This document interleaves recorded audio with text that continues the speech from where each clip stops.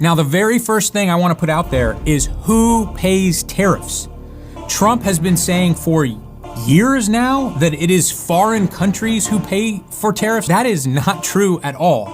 When I import goods from China, the second it reaches the port, it is held until I personally pay the tariff. Now, for people who understand who pays the tariffs but are still pro-tariff, they say when you import the goods, there's going to be this tariff. It's going to raise the price of the goods. Therefore, American companies are going to be able to compete. And at a certain point, it will actually be cheaper to have your goods manufactured in the United States versus China. And they're going to bring manufacturing back to America.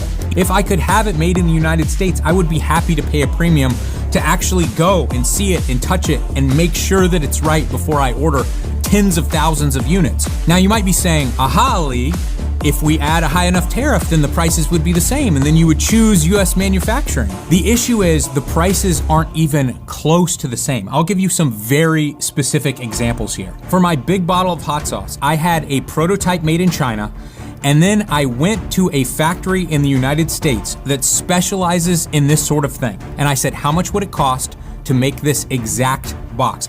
It was 800% more. 800% more.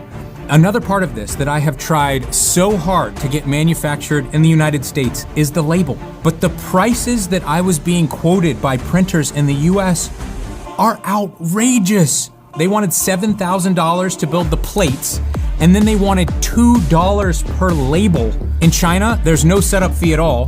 The cheaper labels are 5 cents a label, and the ultra high quality label that I wanted, 25 cents. But you can probably see why a 50% or even a 200 or 300% tariff would still not make me or almost any other business move to American manufacturing for these sort of products, because it still doesn't make sense financially.